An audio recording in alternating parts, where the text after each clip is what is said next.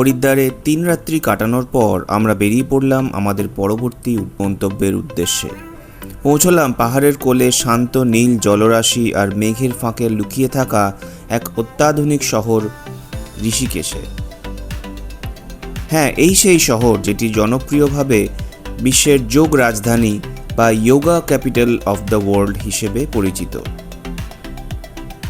প্রাচীন আধ্যাত্মিকতা ও আধুনিক জীবনের ছন্দের এক অদ্ভুত সুন্দর মেলবন্ধন দেখতে পাওয়া যায় এই শহরটিতে।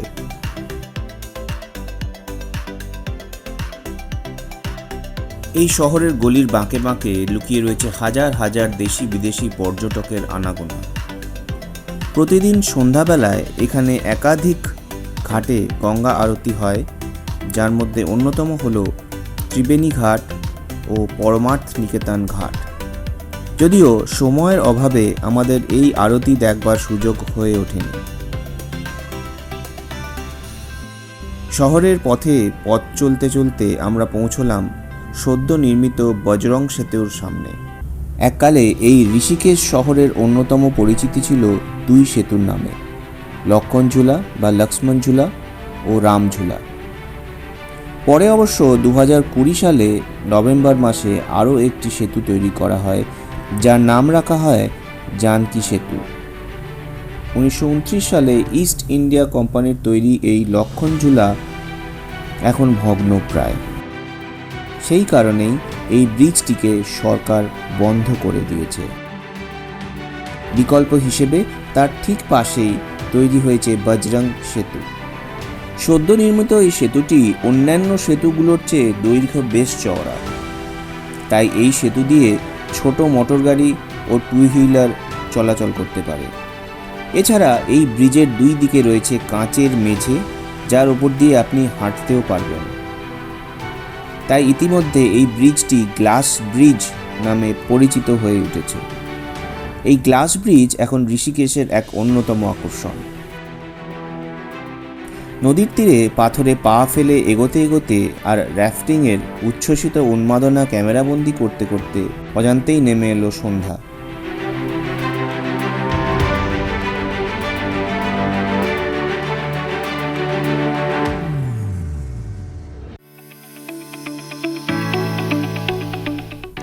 পরের দিন সকাল হতেই কাছেই একটি দোকান থেকে একটি স্কুটি ভাড়া নিলাম।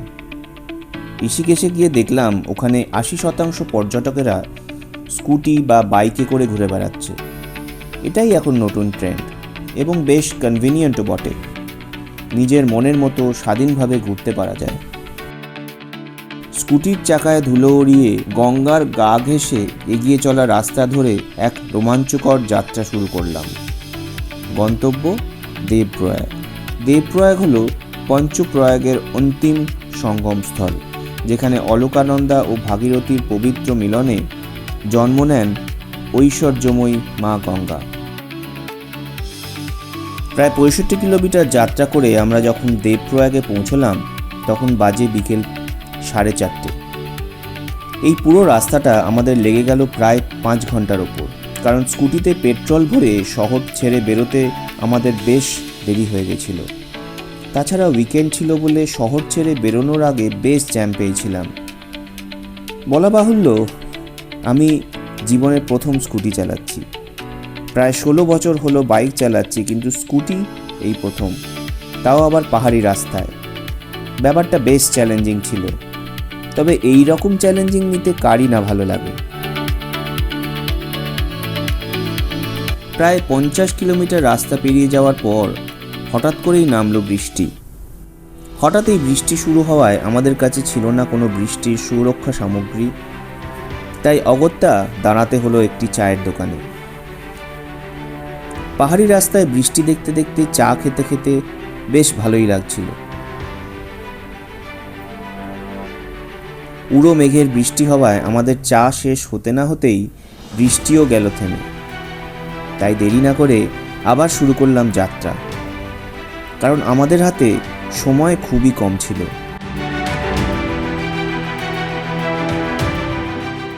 অবশেষে দেখা মিলল প্রকৃতির সেই জলজ্যান্ত ক্যানভাস। শান্ত অলকানন্দা ও স্রোতস্বিনী ভাগীরথী দুই ভিন্ন সুর সঙ্গমে এসে মিলিয়ে যায় এক অনন্ত সুরলহরীতে এবং এক অপার্থিব সৌন্দর্যের সৃষ্টি করে। পাহাড়ের কোলে নীল সবুজ জলের এই সঙ্গম যেন প্রকৃতির এক জীবন্ত শিল্পকর্ম।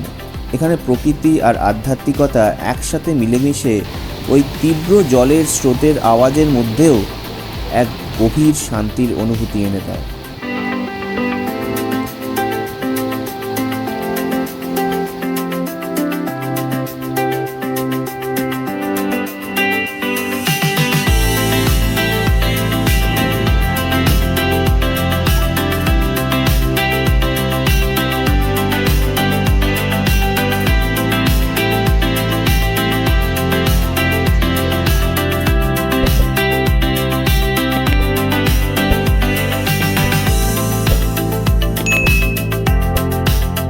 সূর্যাস্তের কিছু মন্ত্রমুগ্ধকর মুহূর্তের সাক্ষী থাকতে থাকতে হোটেলের উদ্দেশ্যে রওনা দিলাম।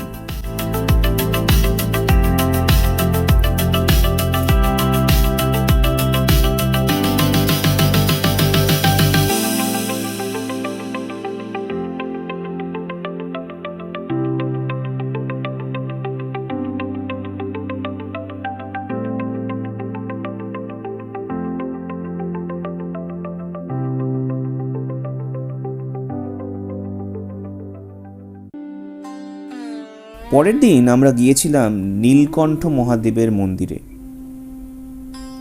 আমাদের হোটেল থেকে মাত্র 16 কিলোমিটার দূর হলেও মন্দিরে যাওয়ার রাস্তা বেশ দুর্গম ছিল, কারণ রাস্তা খুব সরু এবং ভাঙাচোরা।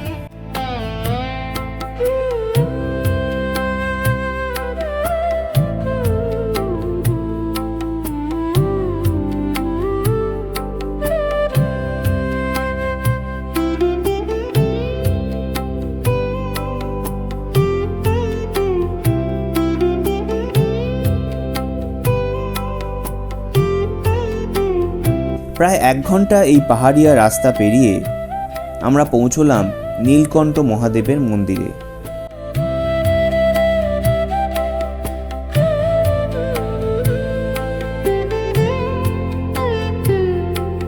আমাদের দেশে আর যাই হোক, দুটি স্থান কখনো শূন্য থাকে না, হাসপাতাল ও মন্দির। একটিতে জীবনের আরতি, অন্যটিতে মানুষের আশার প্রার্থনা। নীলকণ্ঠ মহাদেবের মন্দিরে যাওয়ার জন্য লাইনে দাঁড়িয়ে আছি। বিশাল বড় লাইন, আজকে সোমবার বলে হয়তো ভিড়টা বেশি।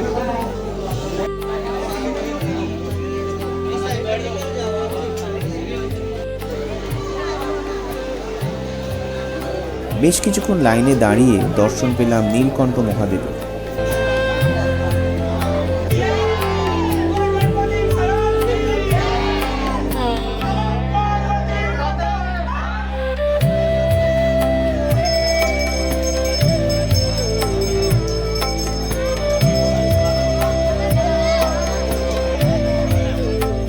ভগবানের এই আধ্যাত্মিক পরশ যেন পথের সব ক্লান্তি মুছে দিল।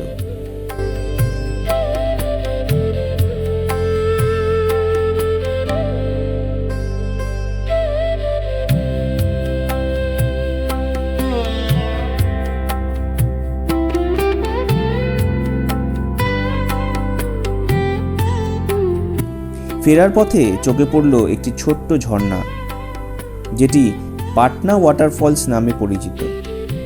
ঋষিকেশের আশপাশে এই রকম অনেকগুলোই ঝর্ণা আছে, কিন্তু এখন এই এপ্রিল মাসে বেশিরভাগ ঝর্ণাই শুকিয়ে নিশ্চিহ্ন হয়ে গিয়েছে। বর্ষাকালে এই ঝর্ণাগুলি আবার নিজের রূপ ধারণ করবে। পাহাড়ি ঝর্ণার সৌন্দর্য নিজের মনকে যেন শীতল করে দিল। আর এই সুন্দর অভিজ্ঞতা নিয়েই আমরা ফিরলাম হোটেলে। এই 2 দিনের ঋষিকেশ ও দেবপ্রয়াগের সফর শুধু ক্যামেরায় ধরা কয়েকটা ফ্রেম নয়, এ যেন এক আত্মিক শান্তি যা থেকে যাবে আজীবন।